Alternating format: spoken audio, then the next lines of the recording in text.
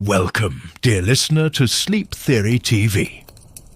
Tonight, I invite you on a journey into the far northern lands of Japan.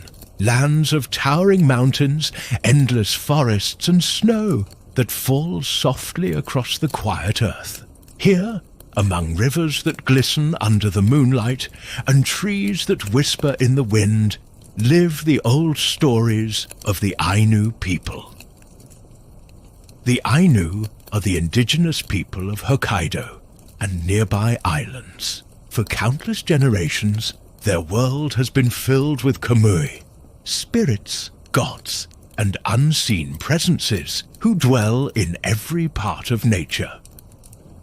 In the glow of the hearth fire, or beneath the stars, the Ainu told stories of these kamui, stories of creation, of animals that are more than animals, of gods who visit the human world, and of the bonds that tie people to the forests, the rivers, and the sea.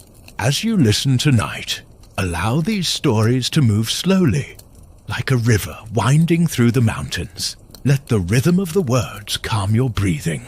Let the images of sacred animals and timeless landscapes carry you gently toward rest. And so we begin.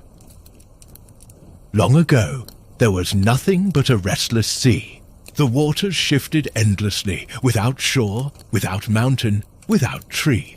Above this endless sea stretched the highest heavens, where the gods, the kamui, dwelled in brilliance and light. The greatest of these gods looked down upon the waters and knew that something must be shaped. The time had come for the earth to be formed, and so he called upon a great bird. Its wings were vast, its feathers strong. The bird descended from the heavens, beating its wings against the churning sea. With each stroke, the waters were pushed aside, revealing dry land below. The bird scraped the earth with its claws, carving valleys. Where it pressed its weight, mountains rose. The wind of its wings created islands, scattering them across the sea. Soon, the land took shape, a place of hills and forests, rivers and shores. Yet it was silent without life. The gods sent down plants and green began to spread. Trees grew tall, grasses bent in the wind, and flowers opened like soft stars across the fields. Next came the animals. Bears walked the mountains. Owls flew silently across the night sky. Foxes darted through the brush. Salmon swam upriver, shining in the sun. Every creature was given a spirit, a kamui, so that they were not mere animals, but living beings with power and meaning. Last came humans, fragile, yet gifted with thought and hands to shape the world around them. They were placed among the kamui not as rulers, but as children, to live in respect and balance with the spirits of earth and sky. Thus the world was born, and life began. Among the kamui, one is closest to every Ainu home, the fire goddess, known as Apehuchi Kamui. She lives in the hearth, the glowing heart of the house. The fire is more than warmth, more than light. To the Ainu, it is a living spirit, a goddess who carries the words of humans to the other kamui. She is the bridge between the world of people and the world of gods. Imagine an Ainu home in winter. Snow piles high against the walls. The night wind howls outside, rattling branches. Yet inside there is warmth. The hearth glows red and gold. The flames move gently, casting dancing shadows. Families gather close, speaking softly. They know the fire goddess is listening.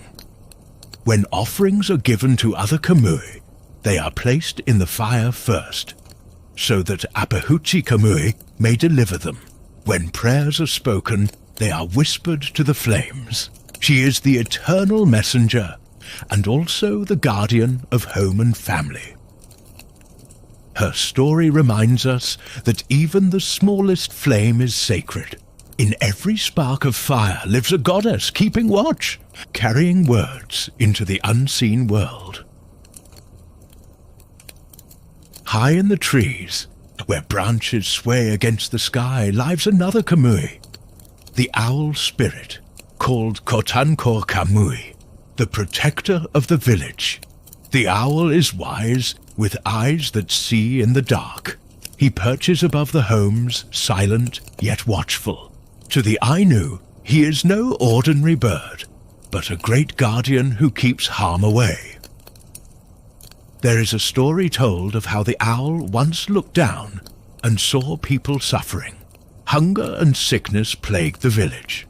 The owl, filled with compassion, flew to the highest heaven, where the gods gathered. He spoke before them, asking why the people must suffer. The gods listened, and because the owl had spoken for the humans, they gave blessings. Food became plentiful, health was restored, and the village thrived once again. From then on, the owl was honored as a protector. His call in the night was a reminder that the Kamui were watching, that people were not alone. Imagine it now. The deep quiet of night, snow settling across the roofs, a fire glowing inside the home, and above, in the tall black trees, the owl sits silently, eyes gleaming, wings folded, a guardian in the dark. Just as the bear is god of the mountains, the ocean too has its divine protector. She is called Repen Kamui, the goddess of the sea. Her realm stretches beyond the horizon, where the waves roll endlessly under the sky. For the Ainu, the sea was both generous and dangerous. From its depths came fish, seals, and whales, gifts that sustained life. But the sea could also rage, with storms that shattered boats and swallowed lives. And so the people prayed to Repen Kamui to honor her power and ask her favor. They told stories of how she sent schools of fish toward the shores, filling the nets of fishermen, of how she guided seals to the ice where hunters waited, of how, when treated with respect, she gave more than anyone could ask. Yet she could be angered when offerings were neglected or arrogance entered human hearts. The sea rose in fury. Waves crashed against the rocks, winds tore across the waters, and lives were taken back into her keeping. To soothe her, the Ainu would cast offerings into the waves, cups of sake, carved sticks, prayers spoken softly to the wind. The sea goddess was mother and destroyer, nurturing and fierce, and in her vastness, she reminded the people of their smallness before the powers of nature. Even now, when one stands by the northern coast of Hokkaido, with gulls circling and the endless blue stretching beyond sight, it is easy to imagine her presence, calm yet immeasurable, carrying the rhythm of eternity. While some Kamui are wise and protective, others are sly and mischievous. Among these is the fox, a creature known for cleverness and trickery. The Ainu tell many tales of the fox, who often takes human form, walking among villages unnoticed. Sometimes the fox is harmless, playing small tricks, leading travelers astray, or stealing scraps of food. But other times, its cunning brings deeper lessons. In one tale, a fox disguised itself as a beautiful young woman. She married a man of the village, living with him for many seasons. Yet the fox could not hide forever. One evening, as the firelight flickered, the man glimpsed her shadow on the wall. It was not the shadow of a woman, but of a fox with sharp ears and a swaying tail. Realizing her secret was uncovered, the fox fled into the night. Though she had deceived the man, she had also brought him joy and companionship. In the end, the story is not only of trickery, but of the strange closeness between humans and the animal spirits. The fox, in its slyness, teaches caution. It reminds us that appearances may deceive, and that wisdom lies not in suspicion, but in awareness. Even now, when foxes cross the snowy fields of the north, their eyes glinting in moonlight, they seem to carry secrets, as though behind their fur and their sly smiles, they know stories that humans can only guess. All these stories, of bear and sea, of owl and fox, share a single thread, the bond between humans and the Kamui. To the Ainu, the world is not divided between nature and people, but woven together. Every breath of wind carries a spirit. Every flame of fire holds a goddess. Every creature is more than flesh and bone. It is a presence, a gift, a lesson. Living in harmony with these spirits is not only tradition, but survival. To forget respect is to invite disaster. To honor the Kamui is to live in balance, receiving and giving in equal measure.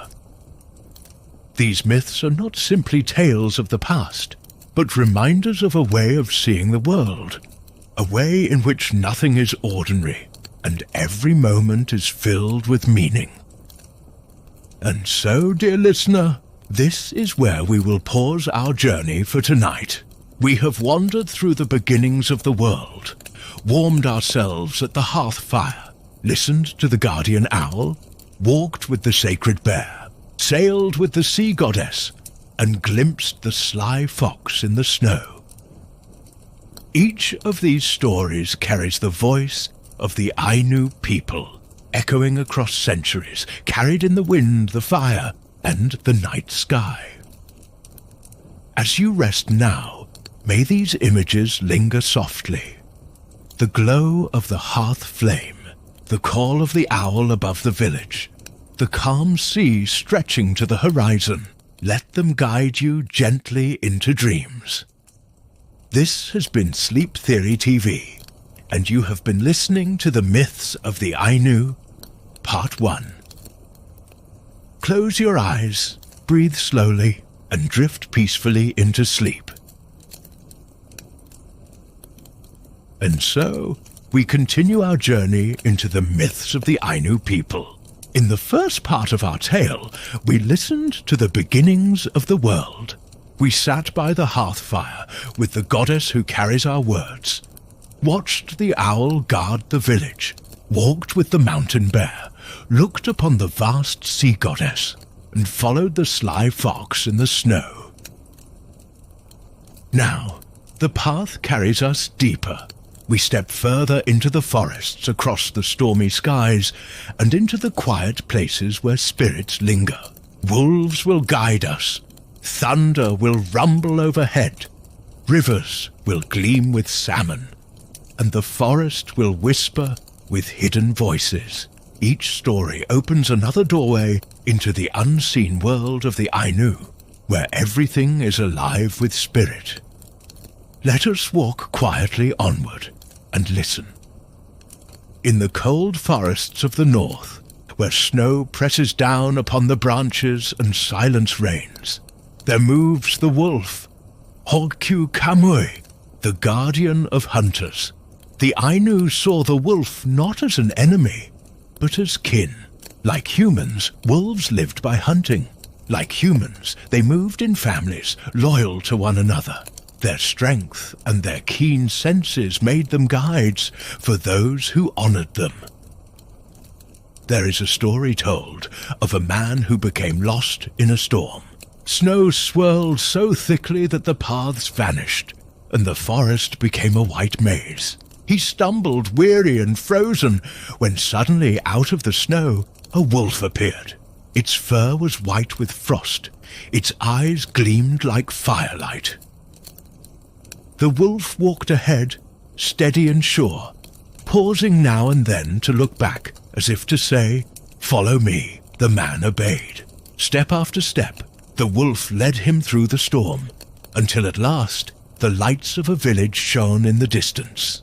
The man turned to thank his guide, but the wolf was gone, vanished into the snow. The people said it was Hokyu Kamui, guiding a human back to safety. From then on, the man offered prayers to the wolf before every hunt, remembering the spirit who had saved his life. The wolf's howl in the night was not a sound of fear, but a reminder that the forest is never empty, that spirits walk beside us, even when unseen. Above the clouds where storms gather, lives Kaminari Kamui, the thunder god. His voice is the rolling thunder, his flashing eyes the lightning that cuts across the sky.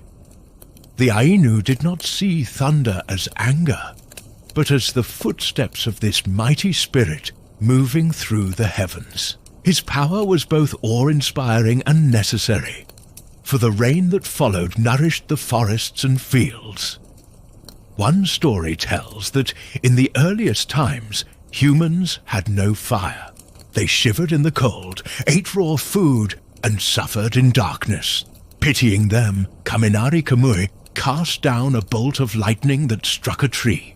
Flames burst forth, and from this, humans learned to keep fire alive. Thus, every hearth flame was a child of the thunder god, a reminder of his gift. When storms rolled across the mountains, the people placed offerings near the fire, whispering words of thanks.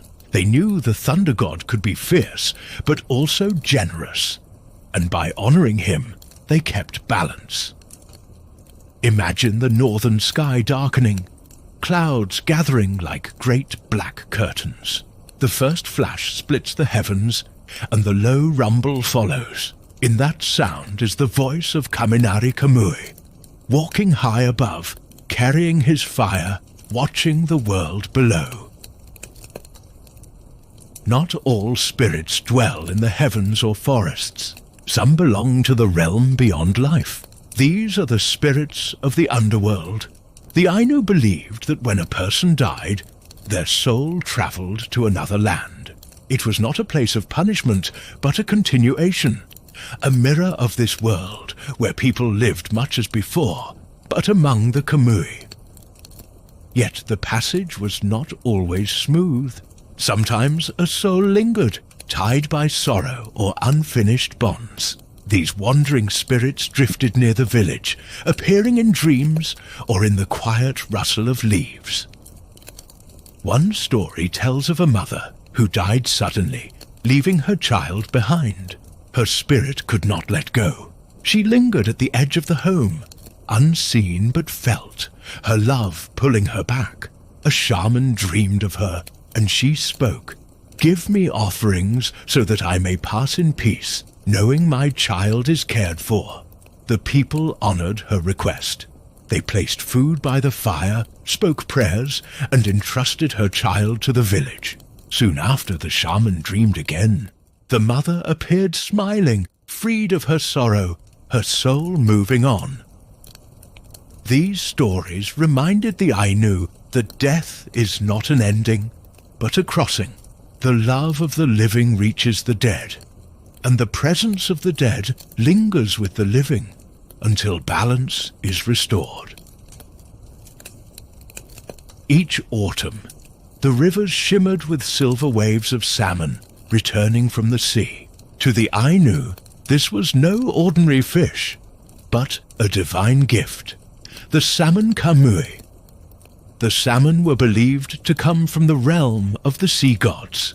They were messengers, willingly offering themselves so that humans could live through the harsh winters. When the first salmon was caught, it was treated with deep reverence. The head was placed near the fire goddess, offerings were made, and prayers were spoken. Every part of the salmon was used: meat for food, bones for tools, skin for clothing, nothing wasted, for to waste was to insult the gods. One tale tells that the salmon, after being eaten, returned to the sea world to be reborn. Year after year, they returned. A cycle of sacrifice and renewal. To see the salmon leap against the current was to witness devotion, determination, and the bond between the human and spirit worlds. Even now, in the rushing rivers of Hokkaido, When salmon rise against the current, one can almost hear the voices of the old Ainu songs, honoring the kamui who gave so freely. The forest was never silent to the Ainu. Every tree, every rock, every stream was alive with spirit. These were the forest kamui, quiet and countless guardians of the land. Before cutting a tree or gathering plants, a person would bow, offering words of respect. To take without asking was dangerous, for the spirits could bring misfortune. A tale is told of a man who ignored these customs. He cut trees greedily, took herbs without prayer. Soon he fell ill, haunted by troubling dreams. In them, the forest spirits turned away from him, leaving him alone in cold silence. In desperation, he made offerings and asked forgiveness. Slowly, his strength returned. From then on, he honored even the smallest leaf, knowing that the forest sees and remembers.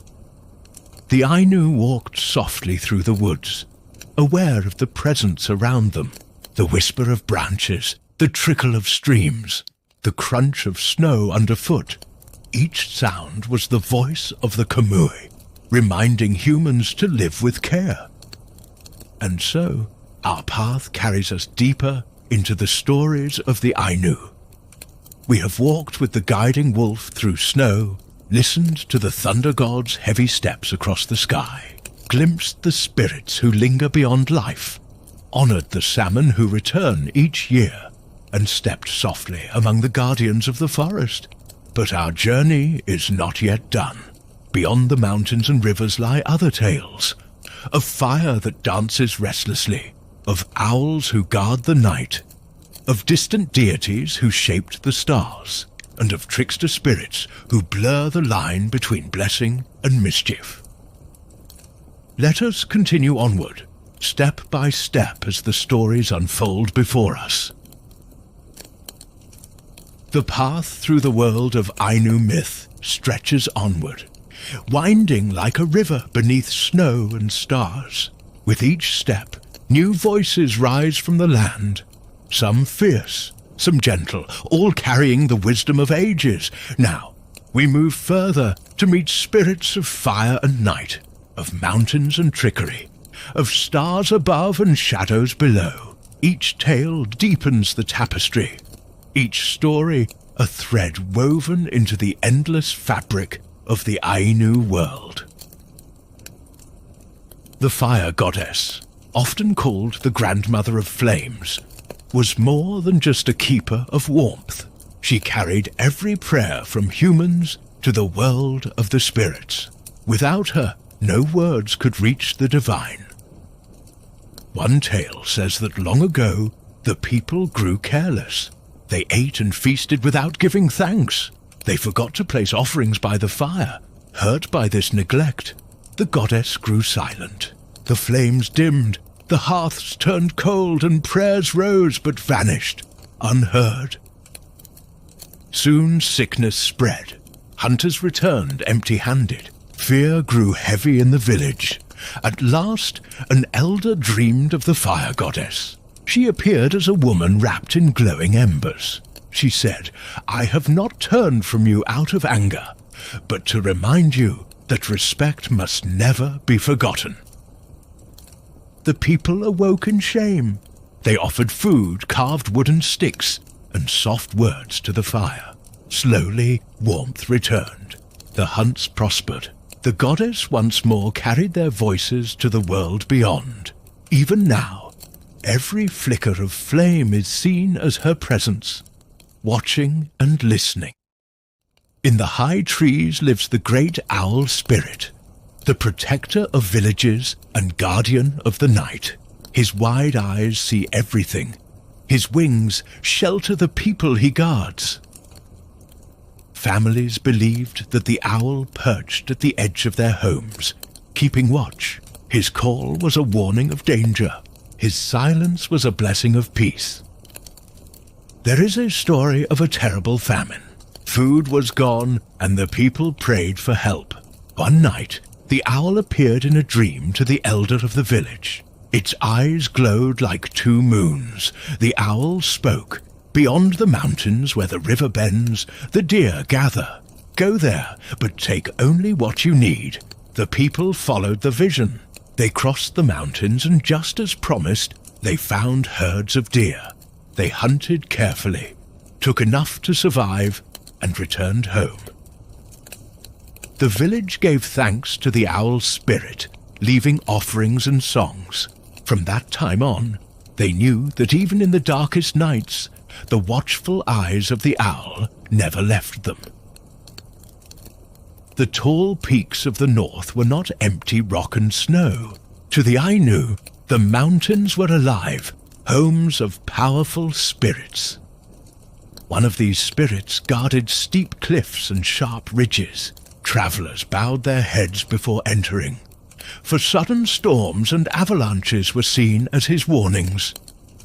There is a tale of young hunters who laughed at the mountain, mocking its danger. The spirit grew angry. A blizzard swept down, scattering them across the slopes. Only one survived to tell the story. From then on, the people walked with care.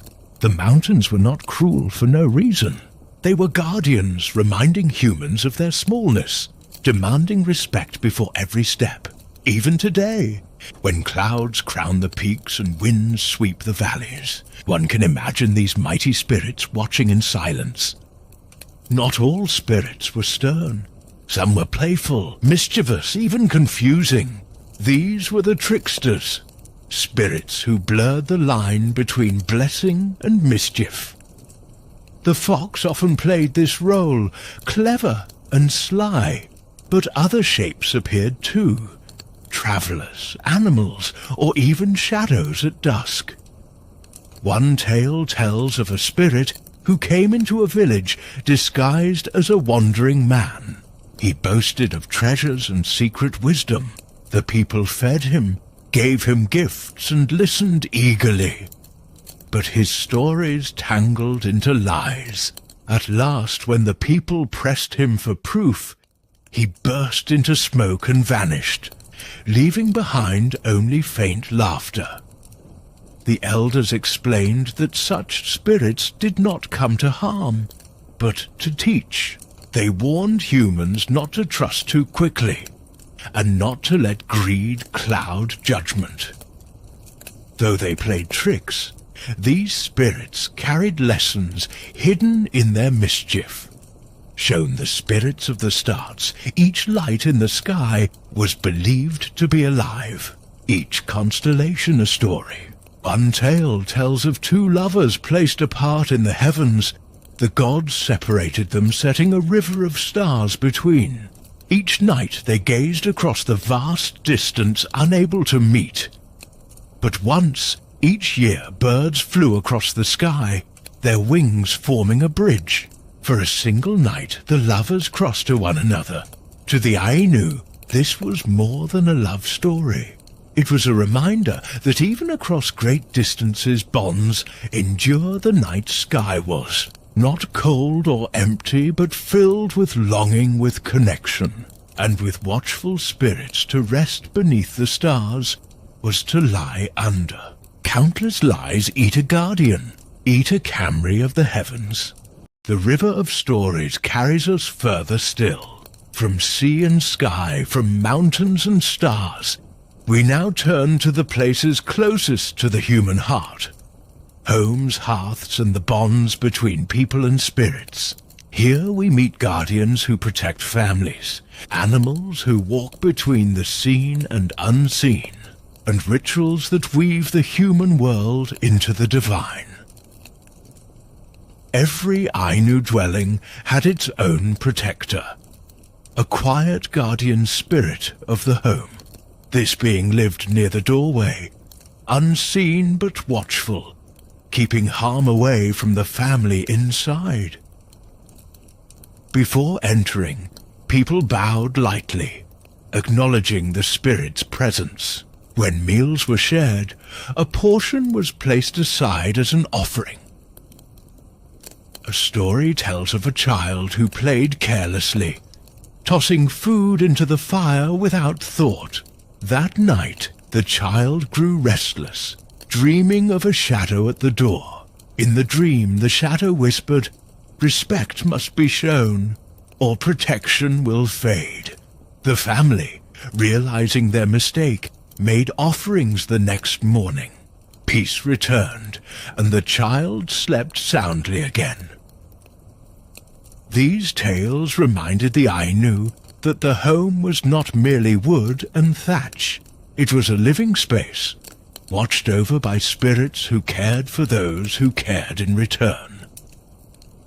Perhaps the most well-known of Ainu traditions was the bear ritual. The bear was not just an animal. It was a divine visitor, a messenger from the mountain spirits. When hunters captured a bear cub, they raised it with care, feeding it and treating it with honor. The bear was considered a guest from the spirit world. After some years, a ceremony was held. With songs and offerings, the bear was released from its earthly body. Its spirit sent back to the mountains with great respect. The people believed that, upon returning, the bear spirit would speak kindly of them to the other gods, bringing blessings in return. This ritual was not done in cruelty, but in reverence. It showed the deep bond between human and animal, where life and spirit were intertwined in cycles of gift and return. Many Ainu stories tell of animals who take human form. One of the most beautiful is the tale of the Swan Bride.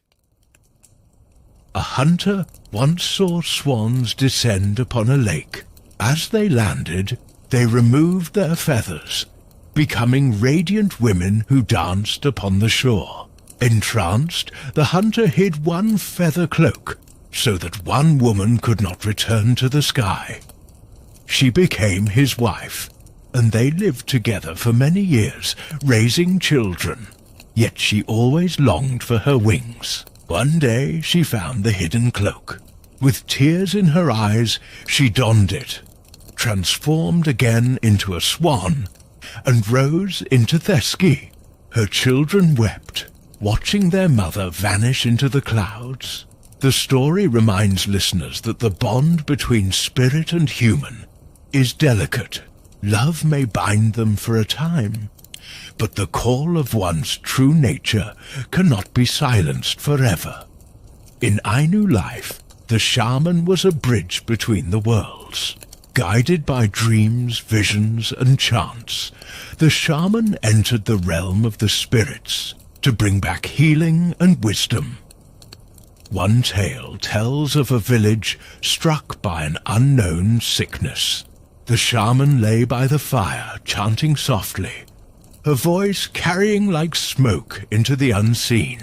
In her trance, she walked a long road, past forests and rivers, until she came to a hall of spirits. There, she asked for mercy. A great spirit appeared, saying, "The people have forgotten their offerings. Restore the balance, and they will heal." When the shaman awoke, she instructed the villagers to prepare gifts and prayers. Soon after, the sickness lifted. These stories remind us that the shaman was not a master of spirits, but a negotiator, one who listened, pleaded, and carried messages both ways between humans and the unseen world. At the heart of Ainu belief was the idea of balance. Humans lived among countless spirits, of fire and water, forest and mountain, sky and sea. Each gift of life required respect. Each act demanded care. If balance was kept, the world was generous. If forgotten, misfortune followed. The rituals, prayers, and offerings were not empty acts. They were threads holding the fabric of the world together, weaving human life into the life of everything around it. This sense of balance gave comfort. The idea that nothing was alone, that every sound, every breath, every shadow belonged to a greater harmony. Our steps have carried us through hearth and home, through rituals of the bear, through tales of swan brides, and through the chanting journeys of the shamans. But the river of stories does not end here. Ahead lie deeper mysteries, of spirits who test the living, of dreams that reveal hidden truths, of cycles of death and rebirth, and of the enduring connection between people and the world beyond. The path stretches on. Let us follow it. The world above is never silent. It turns with stars, glows with the moon, blazes with the sun, and thunders with storms. The Ainu looked upward not only for beauty, but for meaning. The sky was alive with gods and spirits whose voices guided the rhythm of life. High in the heavens shone the radiant sun goddess, known as Chupkamui, the spirit of light. Her brilliance was so great that humans could not look upon her directly, yet her warmth nourished the earth, and her steady path across the sky was a promise that each day would be born anew. One story tells that long ago the world was locked in endless night. The people shivered in the cold and fumbled through darkness. They prayed for deliverance, and from the horizon came a great bird with wings of flame. When it spread its wings wide, light filled the land. The bird revealed itself as the messenger of Chupkamui, carrying the gift of the sun to humankind. From then on, every dawn was treated as a rebirth. The sun was greeted with quiet words of gratitude, for each morning was not guaranteed. It was a gift renewed. If the sun was steady and blazing, the moon was shifting, subtle and mysterious.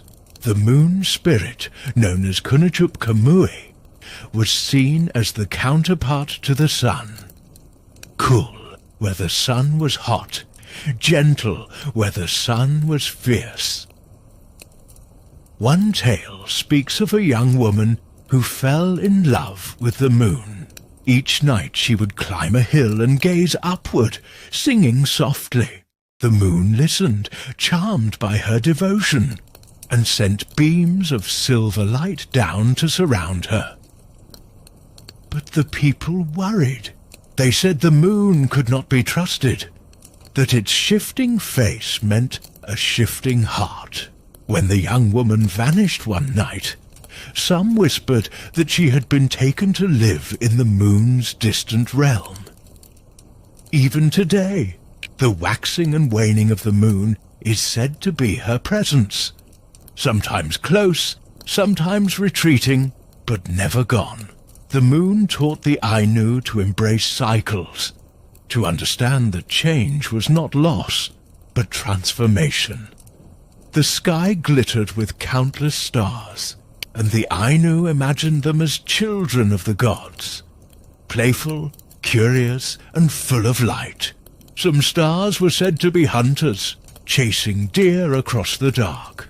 Others were lovers, bound together so tightly that they crossed the heavens hand in hand. One story tells of two stars who longed to visit Earth. They descended as tiny sparks, landing in the forest.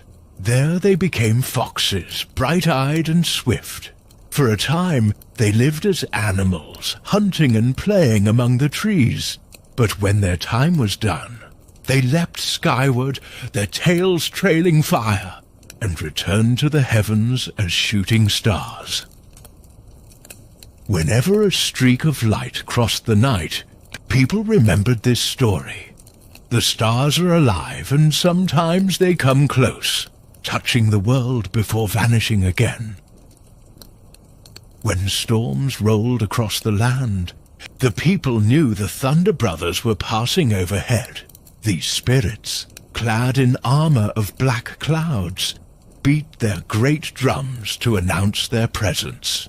Lightning was their flashing weapons, rain their gift to the thirsty earth. A tale tells of a greedy chief who hoarded grain during a time of famine. The Thunder Brothers saw his cruelty and struck his storehouse with a bolt of lightning, shattering it to splinters. The grain spilled across the fields, and the hungry people were fed. From then on, thunder was seen not only as power, but as justice, the voice of the sky reminding humans of fairness. The Milky Way, stretching like a white river across the heavens, was known as a bridge between worlds. The Ainu believed souls of the departed sometimes travelled along it, carried by the gods to places unseen. One gentle story says that when a child dies, their spirit does not wander alone. A shining bird comes to guide them, leading them step by step across the starry bridge. The bird sings as it flies, so that the child will not be afraid. On clear nights, the band of stars was looked upon with quiet reverence. It was both path and promise, a reminder that life continues beyond the veil of night. The sky stories remind us of vastness. The sun rises, the moon shifts, the stars dance, thunder shakes, and the Milky Way flows like a river above us. The Ainu looked upward, not with fear, but with respect, knowing that the heavens held countless spirits watching over the earth. But not all wisdom comes from above. Some of the greatest teachers walk, fly, or crawl beside us, clothed in fur, feathers, or scales. In the next part of our journey, we turn to the animals, their voices, their lessons, and the stories they leave upon the world. The Ainu did not see animals as lesser than humans. They were teachers, messengers, companions, and sometimes gods in disguise. Each creature had its place in the great weaving of life, and to hear their stories was to listen to the earth itself. Among all animals, the bear, Kimunkamui, the mountain god, held the highest honor. The Ainu saw the bear not merely as a beast, but as a visiting god who descended to earth in fur and claw. Each winter, when a bear was hunted, ceremonies were held to return its spirit to the heavens. The people would care for the bear's cub, feeding it and honoring it until it grew strong. Then, with great reverence, they released its spirit through ritual, believing it would carry gifts and blessings back to the gods. One story tells of a village that neglected this tradition. They killed a bear without prayers, treating its body carelessly. Soon after, storms ravaged the land and game disappeared from the forest.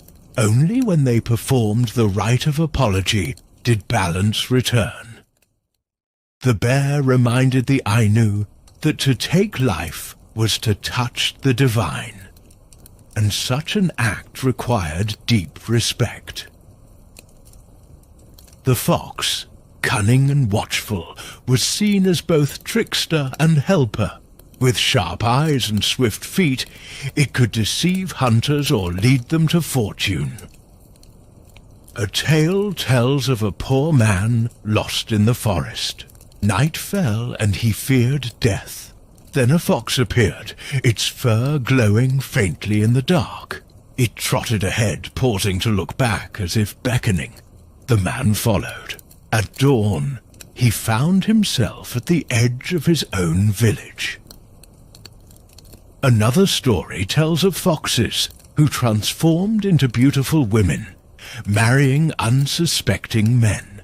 Some of these unions ended in sorrow, others in joy. But always the fox left a lesson. The world is never only what it seems. The owl, Kotankor Kamui, was the protector of villages. Its great eyes watched over the night, seeing what humans could not. Once, a plague spread through a settlement, and families fell ill. One night, an owl perched on the roof of the chief's house. The shaman declared it a messenger of warning. He followed its gaze into the forest, where he found a poisoned spring. By closing the spring and purifying the waters, the sickness was stopped. To this day, the call of the owl was believed to carry guidance. Sometimes a warning, sometimes a blessing. Its voice in the night was not feared but welcomed. Deer were vital to the Ainu, providing food, clothing, and tools. Yet they were never hunted carelessly. A prayer was always spoken. For the deer's spirit was a gift offered, not a prize taken. One story tells of a hunter who wounded a deer but did not kill it swiftly. As the animal suffered, its spirit rose in anger. That night the hunter dreamed of the deer, its eyes burning. "Respect what is given," it said. The man awoke and vowed never to cause needless pain again. Deer stories reminded the people that gratitude and mercy must walk with survival. Though feared, snakes were also respected. They lived close to the earth, slipping between worlds unseen. Some believed they carried messages from underground spirits. A tale tells of a child who found a small snake and played with it. The parents scolded him, fearing danger. That night, the child dreamed of the snake, which spoke gently. "Do not fear me. I am a keeper of hidden things." The next day, the family discovered a spring near their home, its water pure and abundant. They believed the snake had revealed this gift. Snakes taught the Ainu that even what is feared may hold wisdom, if approached with humility. Even the smallest creatures had meaning. Cicadas, with their rising hum, were seen as voices of summer itself. A story tells of a girl who loved the sound of cicadas. When she died young, her family mourned deeply. That summer, cicadas sang louder than ever, filling the air. The family said it was her spirit, singing joy from beyond. The cicada reminded people that life is brief, but its song can echo long after. From the bear's power to the fox's cunning, from the owl's watch to the cicada's song, animals were threads in the great story of life. They were not beneath humans, but alongside them, teachers with lessons written in fur, feather, and scale. Yet beyond the living world lies another realm, the land of spirits, shadows, and dreams of the dead. In the next part, we step carefully into those hidden places where life and death meet, and where stories carry us into the unseen. Not all stories rise upward to the shining sky. Some move in the other direction, downward into shadows, rivers, and caverns where spirits dwell unseen. The Ainu knew that death was not an end but a crossing. The world of the living touched the world of the dead, and between them flowed stories of guidance, warning, and return. The Ainu imagined that beneath the soil stretched another land, a mirror of the one above. It was not always a place of terror. It was simply the dwelling of spirits who had finished their time on Earth. This underworld had rivers, forests, and mountains of its own, though they glowed with otherworldly light. One tale speaks of a hunter who dreamed of falling into the ground. He landed in a valley filled with pale trees, their branches shining like bone. There he met his grandmother, long since passed. She embraced him and said, "You are not meant to stay. But remember what you have seen. Life continues beyond life." When the hunter awoke, he carried a new calm. No longer did he fear death, for he knew it was another kind of journey. In some stories, the souls of the dead were said to cross a great river. On one side lay the land of the living, on the other, the world of spirits.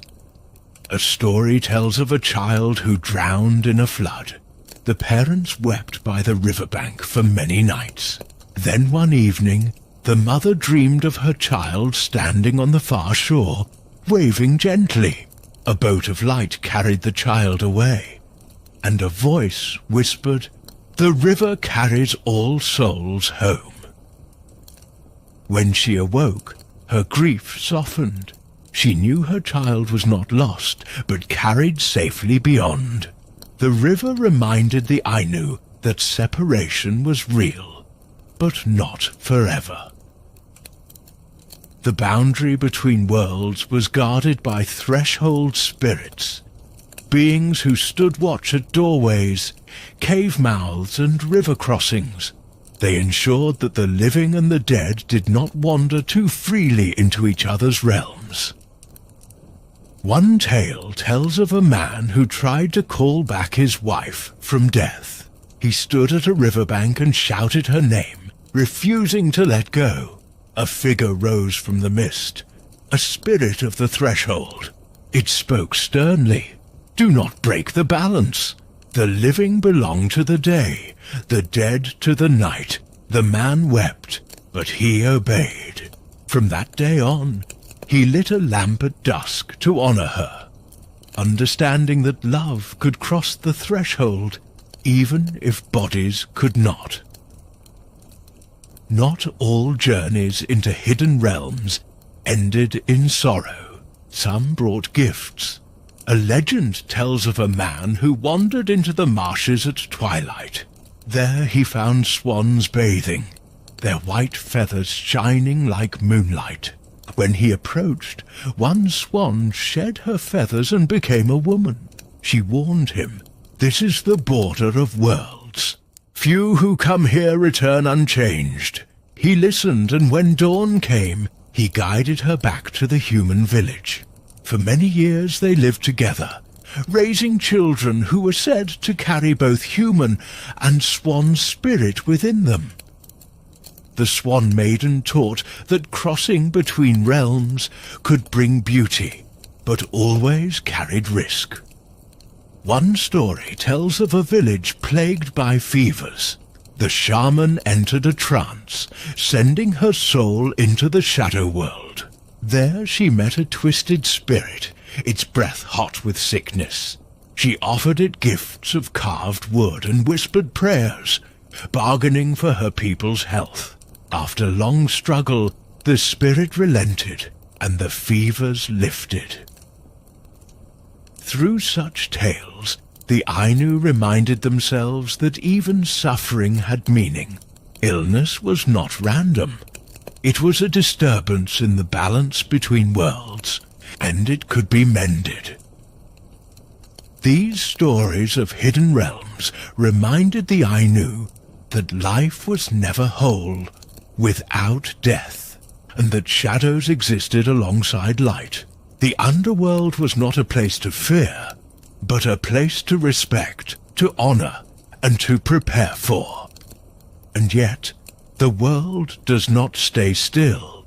Seasons turn, snow melts, rivers flood, fire crackles, winds howl. The next part of our journey carries us into the great cycles. the endless rhythm of nature itself. The Ainu lived close to the land, and their stories flowed with the rhythm of the seasons. Each turning of the year was not only a change in weather, but a shifting of spirits, a renewal of bonds between people and the world around them. Winter in the north was long and fierce. Snow fell thick, covering the forests in silence. But this silence was not emptiness. It was the breathing of winter spirits. One story tells of Yuk-Kamui, the god of snow. With robes of drifting flakes, he descended each year to blanket the land. His snow preserved the seeds beneath, guarding them until spring. But if disrespected, he could also bury villages and block the paths of hunters. A tale tells of a family who cursed the snow for trapping them. That night, Yuk-Kamui shook their roof with a blizzard, nearly collapsing their home. Only after prayers and offerings of carved wood did he relent. From then on, the family learned to praise the snow not as burden, but as protection. When the rivers cracked open and ice melted into streams, the Ainu knew that spirits of renewal had returned. One tale tells of a young woman who dreamed of a crane dancing on the riverbank. The crane told her, "When I return, life awakens." That spring, cranes appeared, their wings gliding over thawed waters. Soon, the forests filled with buds, and the salmon returned to the rivers. Spring reminded the Ainu that all endings hold beginnings, and that the frozen silence of winter was only a pause before renewal. Summer was the season of abundance. Grasses grew tall, berries ripened, and game was plentiful. But abundance carried responsibility. A story tells of the spirit of fireweed, a tall flower that blooms in crimson during summer. She warned a careless boy who trampled her blossoms, "Do not waste what is given. Each flower, each fruit is a gift." The boy ignored her, and soon sickness struck him. Only when he begged forgiveness and tended the flowers with care did his health return. Summer was joy, but it was also a reminder. Abundance is sacred, and waste carries consequence. Autumn was the time of harvest and preparation.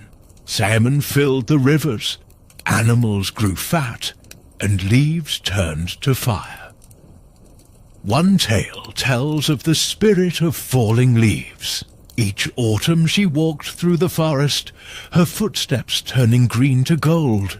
When asked why she stripped the trees bare, she replied, "I do not take, I return. The leaves go to the earth, to feed the roots, to give life again." Autumn was a season of gratitude. Feasts were held to thank the spirits for their gifts. Prayers were whispered to bears, deer, and salmon, sending their spirits back with honor. Beyond the cycle of seasons, weather itself carried meaning. Winds were seen as voices of distant gods, each with its own mood. The north wind brought cold sternness.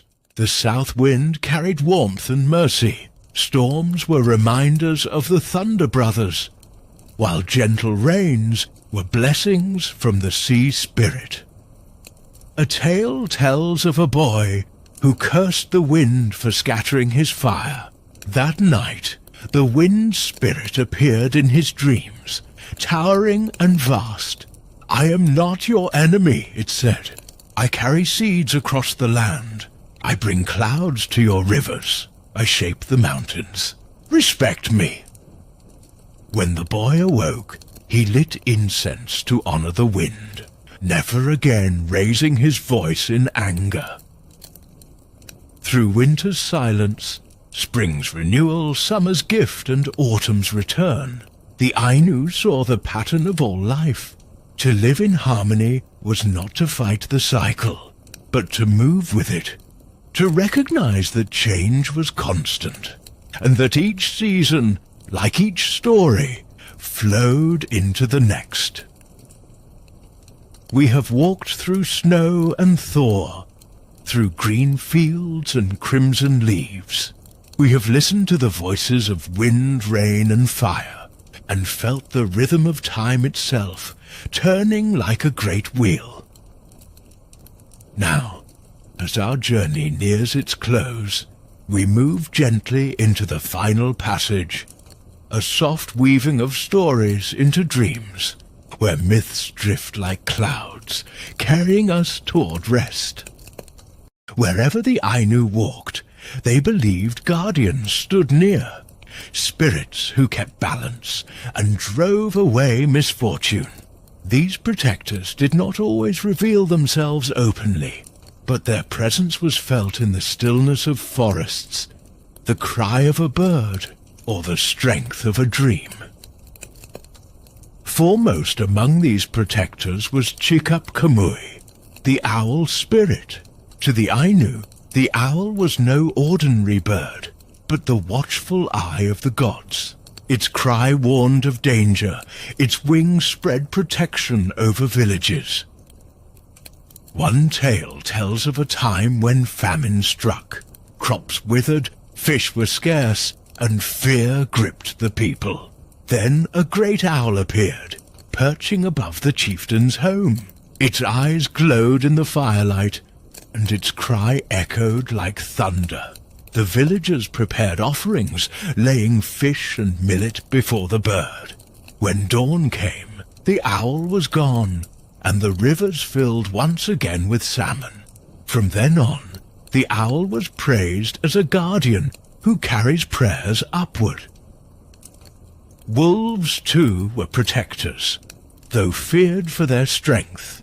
The Ainu believed wolves were messengers of the mountain gods, guiding hunters and guarding balance. A story tells of a hunter who became lost in snow. Night fell and frost bit his skin. As he stumbled, he saw a wolf standing silently before him. Instead of attacking, it turned and walked slowly.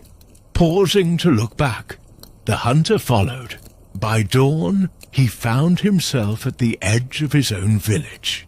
The wolf vanished into the forest, leaving only paw prints in the snow. The man knew then that the mountains themselves had spared him. In rivers, the salmon spirit watched. Each year, salmon gave their bodies to feed the people. But beyond this gift, they were also guardians of the waters, keeping rivers alive. One tale tells of a time when people grew greedy, catching more salmon than they needed. That winter, storms flooded the valley. A shaman dreamed of a great salmon rising from the waters, its scales shining with fire. The spirit spoke, "Take only what is given. Protect the river, and I will protect you." From then on, the people set rules for their fishing, honoring the salmon as both food and guardian. Every Ainu home held a hearth, and within it dwelled Kamui-Fuchi, goddess of fire. She was both protector and witness, guarding families and carrying prayers to the higher gods. It was said that no promise was spoken without her hearing, and no offering reached the gods without passing through her flame. If the hearth was disrespected, misfortune followed. But when honored, Kamui-Fuchi kept the family safe. Not all protectors had names. Some were simply the spirits of place. An ancient tree, a river stone, a mountain peak. People spoke softly in such places, for they knew unseen eyes were watching. To ignore these guardians was to risk losing their favor. Through owl, wolf, salmon, fire, and forest, the Ainu felt themselves surrounded by guardians. Protection did not mean freedom from hardship. It meant that even in hardship, one was never alone. From guardians and protectors, we move into the final stretch of our journey. The songs and chants of the Ainu. For words spoken with rhythm and melody were more than sound. They were spells of memory, weaving myths into the air itself. To the Ainu, words carried power. Spoken plainly, they told stories, but sung or chanted, they became bridges to the divine. Songs were prayers, spells, and memories, woven into the air like threads of sound. They could call down spirits, heal sickness, or simply rock a child to sleep. Chants often began with repetition, steady and slow, as though walking step by step toward the spirit world. The voice rose and fell like the waves of the sea, or the crackling of fire. Shamans used rattles or drums, their rhythm echoing the heartbeat of the earth. One tale tells of a shaman who drummed so steadily that the people around her felt their hearts beat in unison. As her chant deepened, she cried out to the spirit of wind. Suddenly, a breeze swept through the closed house, rustling feathers laid on the hearth. The people whispered, "The spirit has answered." Many chants praised the owl guardian, Chikapkamui. His deep-voiced song was imitated by singers, who lowered their tones and spread their arms like wings. By singing in his voice, the people believed they became his companions, lifting their prayers higher. A story tells of a child lost in the forest. The villagers sang an owl song, their voices echoing through the trees. Guided by the sound, the child found her way back, saying she had followed the wings of the song itself. During the Iomante bear ceremony, songs were sung to honor the spirit before its release. These chants were filled with gratitude, praising the bear as both guest and god. The rhythm was steady, strong, like the tread of paws on the earth. It was said that when sung with sincerity, these songs reached the bear spirit even after it had left its body, carrying the people's love into the divine world. Not all chants were solemn. Some were gentle, sung by mothers to their children at night. These lullabies often carried images of rivers, birds, or stars, reminding the child that they were never alone. One lullaby spoke of the crane. "Sleep, little one, the crane flies above you, guarding your dreams." Another of the hearth. "Sleep, little one, the fire watches, warm and kind." Through these songs, the rhythm of myth entered even the lightest dreams. Songs were more than performance. They were living memory. Through chanting, the Ainu kept their myths alive across generations. Each voice carried echoes of ancestors, blending past with present, human with spirit. And so the Ainu sang, by firelight, by riverbank, beneath the open sky. Through rhythm and melody, they gave shape to the unseen, keeping balance alive. From songs, we move now to silence. The silence of endings and beginnings, where the final breath of story becomes the first breath of rest. As songs fade into silence, the circle of story completes itself. The Ainu knew that all things, spirits, seasons, lives, move not in straight lines, but in endless turning. What begins must end, and what ends will begin again. Night was never feared, for dawn always followed. A tale tells of a child who asked his grandmother, "Why does the sun leave us?" She smiled and said, "It does not leave. It rests as we rest, and when its eyes open again, it rises to greet us." Thus, every sunrise was proof that endings were only pauses, not conclusions. The tree was often a symbol of this eternal cycle. Roots sank into the soil of ancestors, while branches reached toward unborn generations. To cut a tree without prayer was to break this circle, but to honor it was to join in its rhythm, life rising, falling, and rising again. One tale tells of a tree struck by lightning. The people mourned, thinking it dead, but in spring shoots sprouted from its base, growing into new trunks. The elder said, "The circle has no end. Even in fire, life returns." Rivers, too, were teachers. A river never ceased flowing, yet no drop was ever the same. To step into the water was to join a motion older than memory. A fisherman once asked a shaman, "How can I endure hardship?" The shaman pointed to the river and said, "Do as it does. Flow onward. Even when blocked, it finds another path." Life, death, dream, and rebirth. These were not separate states, but points on the same wheel. The Ainu believed that spirits returned again and again, like salmon to their rivers, or cranes to their skies. Each life was a journey outward and back, always part of the greater whole. And so, as the myths settle like snow upon the hearth, we return to the beginning.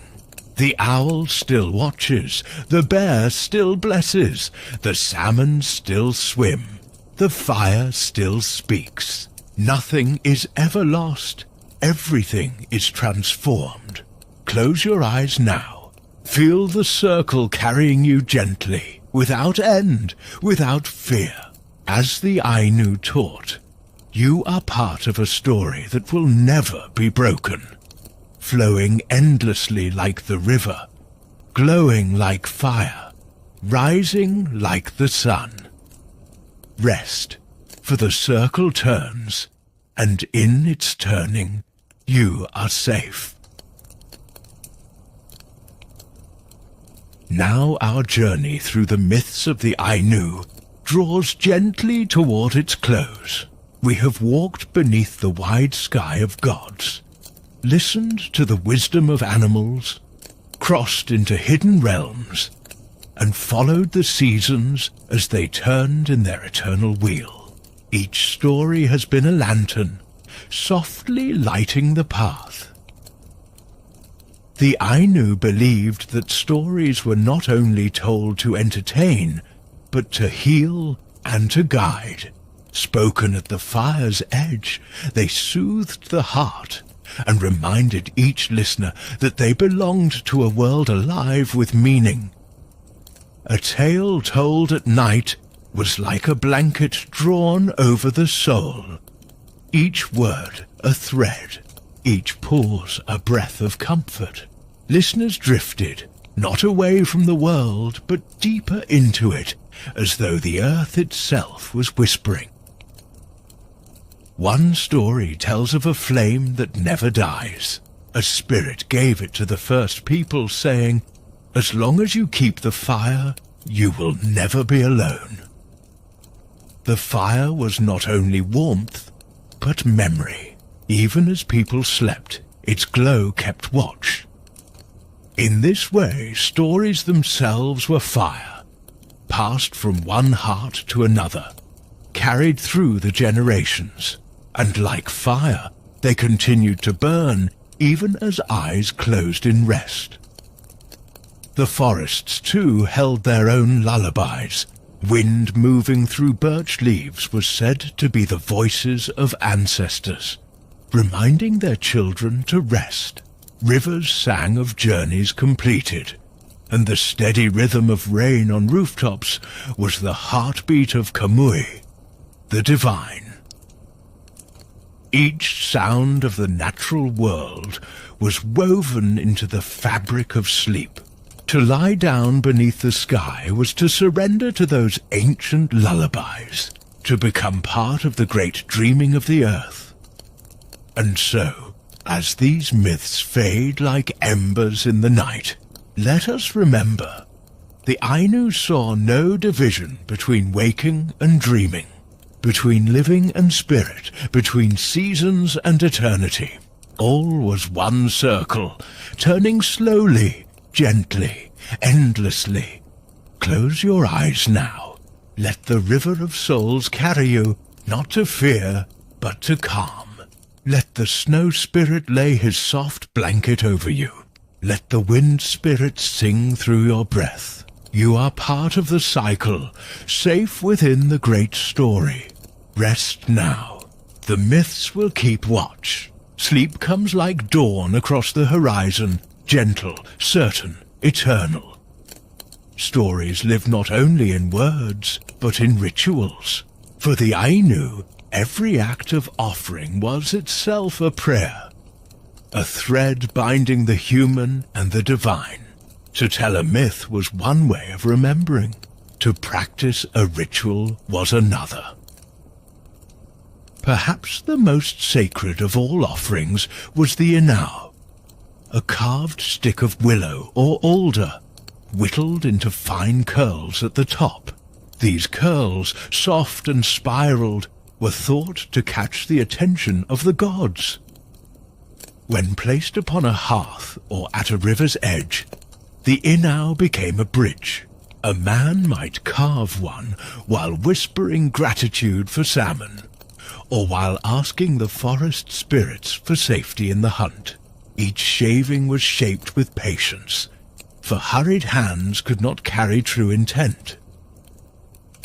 A story tells of a hunter who once carved his inau carelessly, leaving it jagged and rough. That winter, the deer eluded him, and his family grew hungry. At last he realized his mistake. With calm and steady hands, he shaped another inau, each curl a careful prayer. Soon after, the deer returned to his path. Another sacred ritual honored Chikap Kamui, the owl spirit who watched over villages. When an owl's cry was heard, people bowed their heads in respect, for it was said to be the voice of a guardian. During rituals, feathers of birds were sometimes placed beside offerings, as if to lend wings to the prayers. The owl, especially, was thought to carry messages to the highest realms of heaven. One tale tells of a village struck by storms. They prepared a feast and offered feathers to the owl spirit, asking for calm. That night the wind softened and dawn came clear. From then on, the people left feathers near the hearth each time thunder rolled in the distance. Fermented drinks, made from millet or rice, were also poured as offerings. Sake was not consumed casually. It was shared with the gods.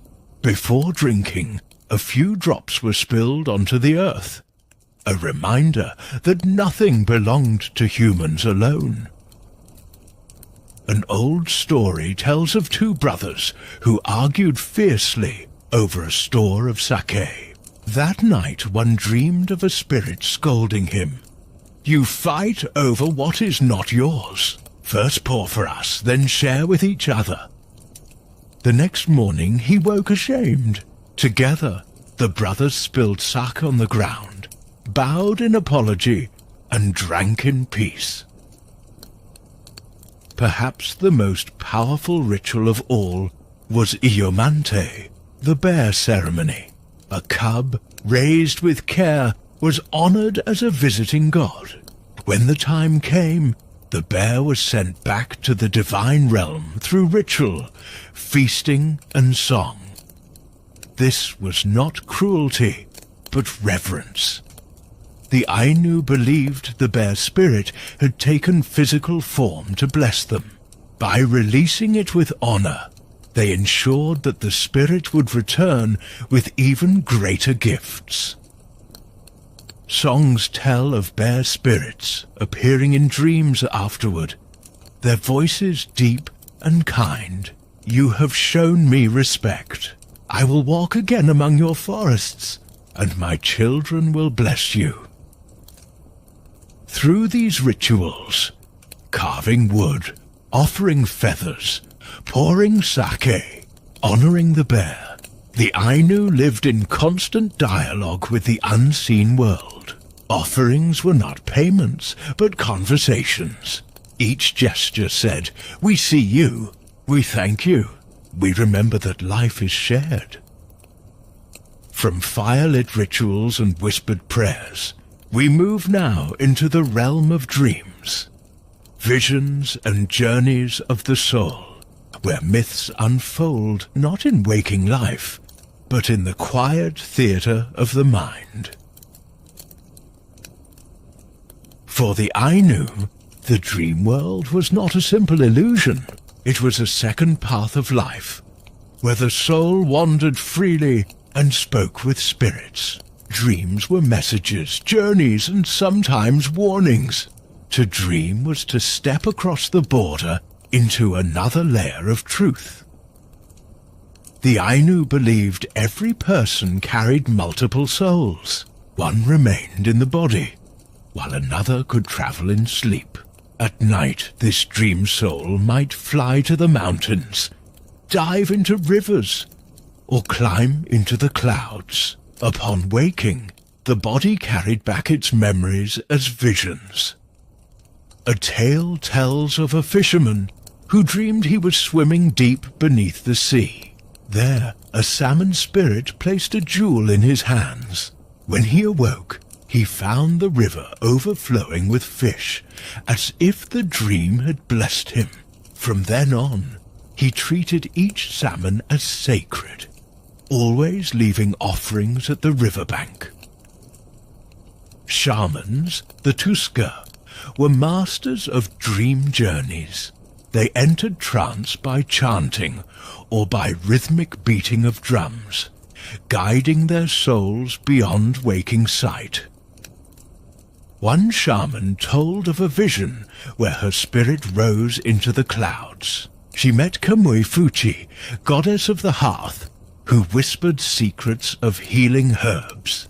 When the shaman returned to her body, she shared these herbs with her village, saving the sick.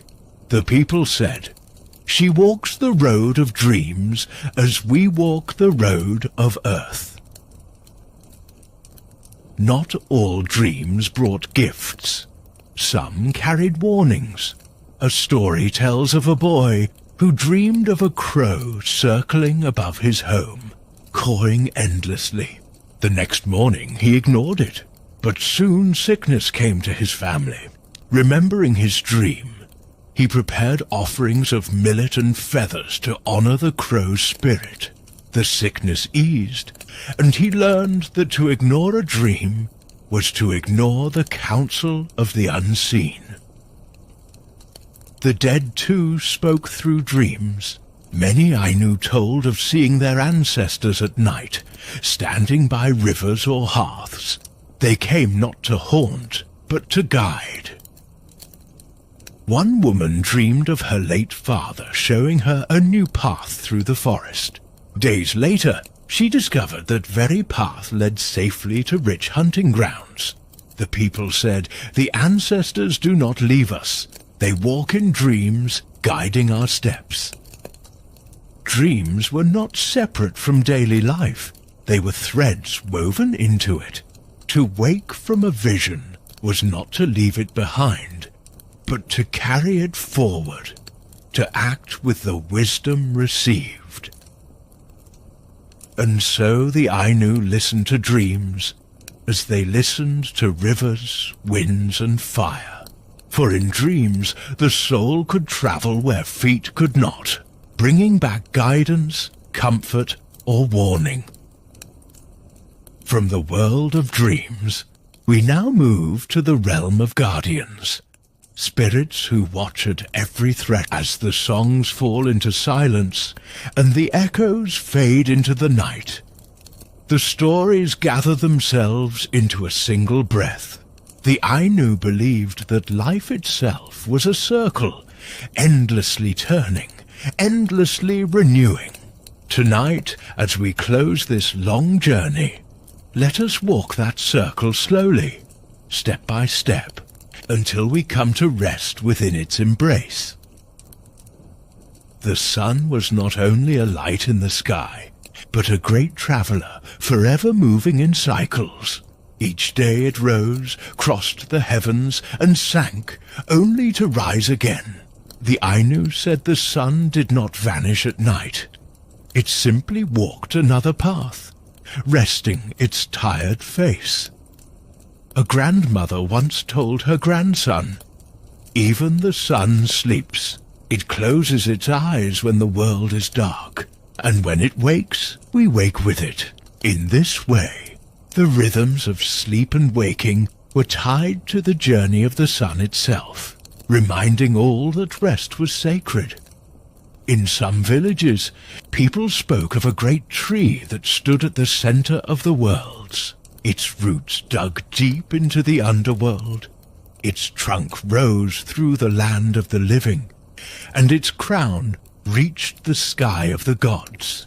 Birds nested in its branches, spirits rested in its shade, and the souls of the departed travelled along its roots.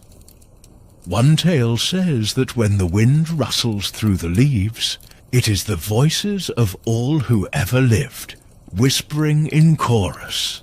To sit beneath this tree was to feel part of everything, past, present, and future. The ocean, too, was eternal. Waves came and went, but the sea itself remained. The Ainu said the ocean was the breath of the world. Inhale and exhale, tide and return. A fisherman once asked the waves, "Why do you never stop?" The waves replied, "Because life never stops.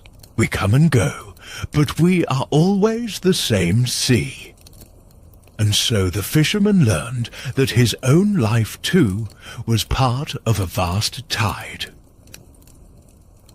Autumn leaves taught a softer lesson. They fell, but their falling was not an end. Each leaf nourished the soil, giving life to the tree once more. A tale tells of a boy who mourned the loss of summer. He sat weeping beneath the trees as leaves drifted down. His mother told him, "Do not cry. The leaves do not die. They return to the roots, so that spring may live again." The boy gathered fallen leaves in his hands and learned that endings are also beginnings. Every spirit, every being joined the circle. Bears who gave their lives returned as guests once more. Salmon who swam upriver gave themselves, then rose again in countless streams. Ancestors watched from dreams, guiding the living, who would one day become ancestors in turn. And always there was the fire, Kamui Fuchi, glowing in the hearth. She carried the prayers of each generation, listening without end. To sit by her light was to feel the presence of all who had sat before. The same warmth, the same glow, the same flame continuing. Now, as the last embers of these stories glow, let them settle into your heart like sparks drifting into ash. Remember, the owl still calls, the wolf still walks, the salmon still swims, the fire still burns, the circle is unbroken. You are within it, safe, carried by the same rhythms that guided the Ainu through forest, river, and sky. Even as the circle of story closes, the Ainu would often end their gatherings with blessings, gentle words of protection, gratitude, and peace. These blessings were not loud or grand, but soft as falling snow, meant to guide each listener into calm. The owl, Chikap Kamui, watches from the treetops. His eyes do not close when yours do. His wings stretch across the night, keeping safe all who rest beneath them. May his gaze watch over you as you dream, guarding the quiet places of your heart. The wolf walks the mountain paths unseen. Strong and silent, he clears the way ahead. May his steps guide your spirit, leading you safely through shadow into dawn. The salmon swims tirelessly, always returning to its source. May its journey remind you that you are never lost. You are always carried, always returned to the river of belonging. The hearth flame burns softly. Even as the world grows dark, it whispers to the gods, carrying every prayer, every sigh, every silence. May its warmth surround you now, steady and eternal, reminding you that you are never alone. The wind moves gently through the trees, carrying voices of ancestors. May its breath cool your worries, lifting them like leaves into the sky, leaving only peace in their place. The stars are endless fires scattered across the heavens. They have watched countless generations sleep and wake. May their distant glow remind you that you are part of something vast and timeless, shining always, even in darkness. Now, let us take one last journey together, not through myth alone, but into the quiet path of sleep. Walk slowly, step by step, as if guided by the spirits themselves. Imagine yourself on a soft forest path. The air is cool, filled with the scent of cedar and earth. Above, the branches weave a gentle canopy, letting only slivers of starlight fall. You hear the owl calling in the distance, deep and protective. His voice reminds you that you are not alone. Each step carries you deeper into calm. The ground is steady beneath your feet, and the rhythm of your breath matches the rhythm of the earth. Soon, the path leads you to a river. The water flows clear and endless, whispering softly against smooth stones. On the far bank, a salmon leaps, its scales catching the moonlight. You bow in thanks, and the salmon vanishes beneath the surface, carrying your gratitude into the unseen. The sound of the river lulls you, steady as a heartbeat. It carries away all worries, leaving only peace. As you follow the river's song, you come to a small clearing. In its center burns a quiet fire, the hearth of Kamui Fuchi. The flames dance gently, neither too hot nor too bright, but warm enough to embrace you completely.